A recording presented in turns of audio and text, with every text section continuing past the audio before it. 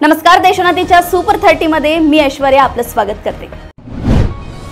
गोंदिया जिल्ह्याचे शिल्पकार, राज्याचे वित्त व पाटबंधारे विभागाचे माजी मंत्री महादेवरावजी शिवणकर यांचं आज सकाळी वृद्धापकाळाने निधन झालंय। ते 85 वर्षांचे होते।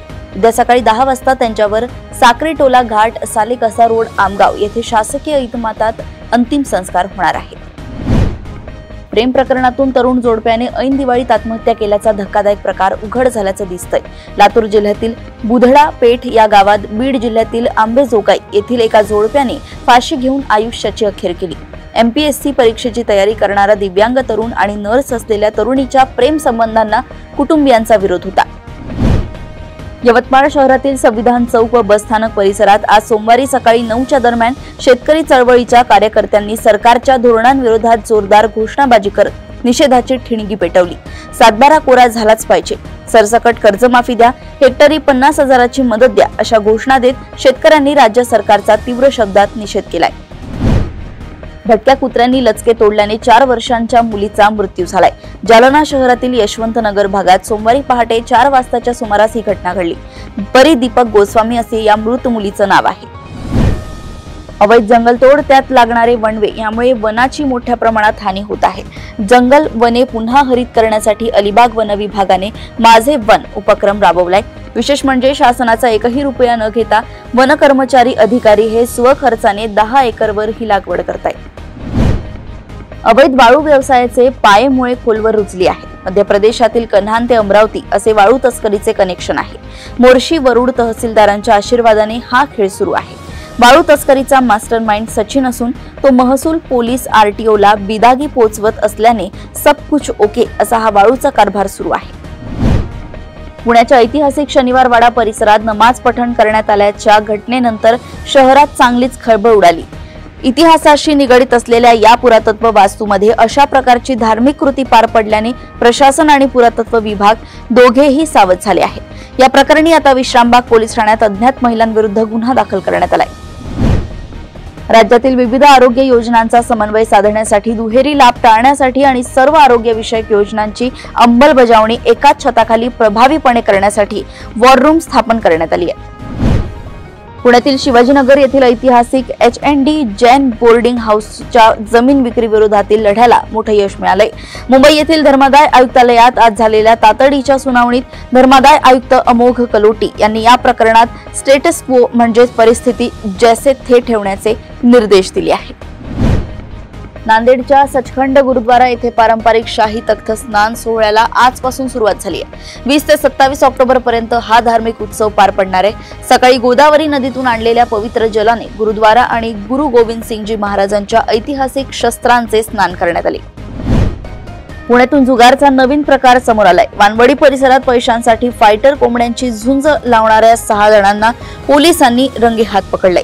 पोलिसांनी अशा प्रकारे जुगार खेळणाऱ्या 6 जणांना बेड्या ठोकल्या आहेत। दिवाळी उत्सवाला गालबोट लागल्याची हृदयद्रावक घटना घडली आहे। मंडळाचा आकाश कंदील बांधण्यासाठी गेलेल्या एका तरुण कार्यकर्त्याचा तोल जाऊन खाली पडल्याने दुर्दैवी मृत्यू झालाय।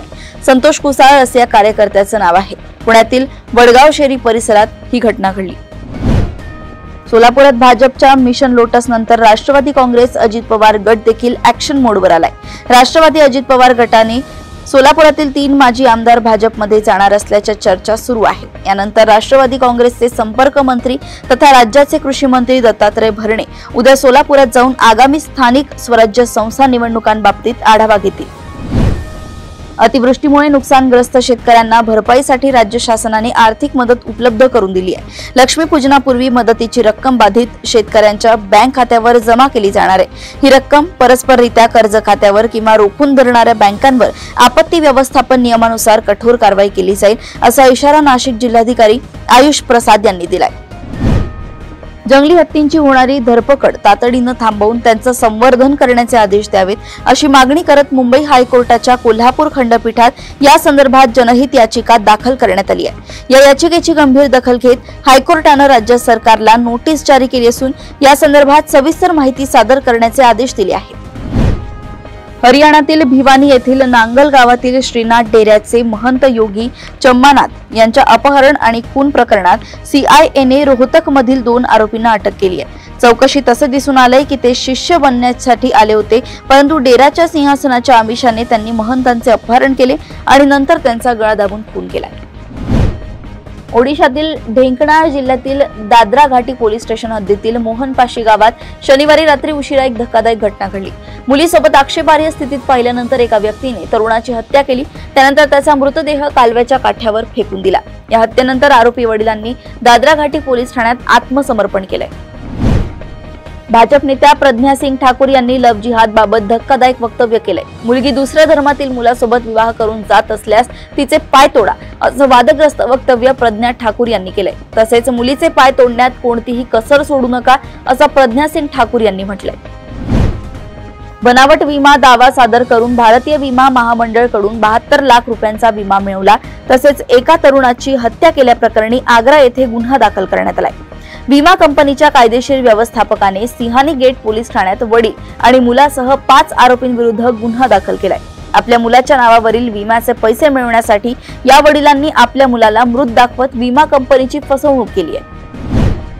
जम्मू काश्मीरला राज्याचा दर्जा पुन्हा प्राप्त करण्यासाठी भाजप सोबत युती करणार नाही, अशी स्पष्ट भूमिका नॅशनल कॉन्फरन्सचे नेते आणि जम्मू आणि काश्मीरचे मुख्यमंत्री ओमर अब्दुल्ला यांनी शनिवारी मांडली आहे। इतरांनी याआधी केलेल्या चुका पुन्हा करायचा हेतू नाही, असेही त्यांनी पीपल्स डेमोक्रॅटिक पार्टीने आधी भाजप सोबत केलेल्या युतीच्या संदर्भात स्पष्ट केले।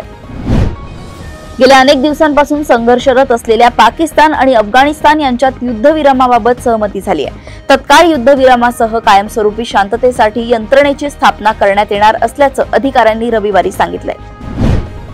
जगभरात व्यापारावरून इतर देशांवर दबाव बनवणाऱ्या डोनाल्ड ट्रम्प यांना चीननं मोठा झटका दिलाय। 7 वर्षात पहिल्यांदाच चीनने अमेरिकेकडून सोयाबीन खरेदी केले नाही। चीनने सप्टेंबर महिन्यापासून अमेरिकेतून सोयाबीन आयात केले नाही। नोव्हेंबर 2018 नंतर ही पहिलीच वेळ आहे जेव्हा सोयाबीन खरेदी पूर्णपणे थांबली आहे। बांगलादेशचा एक प्रकल्प भारतासाठी चिंतेचा विषय ठरू शकतो। बांगलादेश आपल्या लालमोनिरहाट एअरबेसवर एक मोठा हँगर बांधतोय। या हँगरचा उपयोग लढाऊ विमानांसाठी केला जाऊ शकतो। हा एअरबेस भारताच्या चिकन नेक म्हणून ओळखल्या जाणाऱ्या सिलिगुडी कॉरिडॉरच्या अगदी जवळ आहे। सीमाजवळ असण्यासोबतच या एअरबेसच्या नूतनीकरणात पाकिस्तान आणि चीनचा सहभाग असल्याची चर्चा आहे, ज्यामुळे भारताची चिंता वाढली आहे। वैद्यकीय समुपदेशन समितीने गेल्याच आठवड्यात MBBS अभ्यासक्रमाच्या देशभरातील 2650 जागा वाढवल्यानंतर आता पुन्हा एकदा विद्यार्थ्यांना मोठा दिलासा दिलाय। समितीने आता देशभरात 2300 जागा वाढवल्याचं जाहीर केलंय। नव्या जागांमध्ये महाराष्ट्रात 150 जागांचा समावेश आहे। जागा वाढीमुळे लांबणीवर पडलेल्या तिसऱ्या फेरीसाठी तब्बल 4950 जागा उपलब्ध झाल्या आहेत। जेईई मुख्य 2026 परीक्षेची घोषणा झाली आहे। ही परीक्षा जानेवारी आणि एप्रिल 2026 मध्ये 2 सत्रांमध्ये होणार आहे। अर्ज प्रक्रिया ऑक्टोबर 2025 मध्ये सुरू होईल। आधार प्रमाणीकरणामुळे अर्ज प्रक्रिया सोपी होणार आहे। परीक्षा शहरांची संख्या वाढवण्याचेही प्रयत्न आहेत। अभियांत्रिकी प्रवेशासाठी ही महत्त्वाची परीक्षा आहे। महाराष्ट्र शिष्यवृत्ती परीक्षेत मोठे बदल झाले आहेत। आता 5वी ऐवजी 4थी आणि 8वी ऐवजी 7वीच्या विद्यार्थ्यांना ही परीक्षा देता येईल। या बदलांची अंमलबजावणी यंदापासून होणार आहे। यामुळे विद्यार्थ्यांच्या गुणवत्तेत वाढ होईल।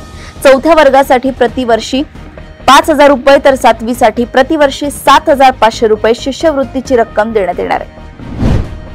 अलीकडेच विद्यापीठ अनुदान आयोगाने विद्यार्थ्यांना सार्वजनिक वायफाय नेटवर्कद्वारे त्यांच्या पर्सनल किंवा कार्यालयीन खात्यात लॉग इन न करण्याचा इशारा दिलाय। असे केल्याने तुमच्या डेटाची चोरी किंवा फसवणूक होण्याचा धोका वाढतो, असे आयोगाने म्हटलंय। आज 20 ऑक्टोबर 2025 रोजी सोमवारी भारतीय बाजारात सोन्याच्या दरात मोठा फेरबदल झाल्याचं पाहायला मिळतंय। देशात 10 ग्रॅम 24 कॅरेट सोन्याचा दर 1,28,560 रुपये आहे, तर 22 कॅरेटसाठी 10 ग्रॅम सोन्याचा दर 1,17,847 रुपये आहे, तर 1 किलो चांदीचा दर 1,58,070 रुपये, शिवाय 10 ग्रॅम चांदीचा दर 1,581 रुपये आहे। बॉलिवूडची प्रसिद्ध अभिनेत्री परिणीती चोप्रा तिच्या गरोदरपणामुळे चर्चेत होती। लग्नाच्या 2 वर्षांनंतर अभिनेत्री आणि तिचा पती राघव चड्ढा पालक झाले आहेत। परिणीती चोप्रानं 25 ऑगस्ट रोजी इंस्टाग्राम अकाउंटवर तिच्या गरोदरपणाची बातमी चाहत्यांबरोबर शेअर केली होती। आता अशी बातमी आली आहे की अभिनेत्रीची प्रसूती झाली आहे। मिळालेल्या माहितीनुसार परिणीती चोप्राला मुलगा झालाय। टीम इंडियाला रविवारी 19 ऑक्टोबरला ऑस्ट्रेलिया विरुद्ध एक दिवसीय मालिकेत पहिल्या सामन्यात पराभूत व्हावं लागलंय। ऑस्ट्रेलियाने BLS नुसार मिळालेलं 131 धावांचं आव्हान हे 3 विकेट्स गमावून पूर्ण केलं। त्यानंतर आता भारतीय क्रिकेट वर्तुळातून एक मोठी बातमी समोर आली आहे। टीम इंडियाचा खेळाडू परवेज रसूल याने क्रिकेटला अलविदा केलाय। परवेजने BCCIला आपल्या निवृत्तीबाबतची माहिती दिली आहे। अशाच सुपर 30 बातम्या जाणून घेण्यासाठी बघत रहा देशोन्नती। नमस्कार।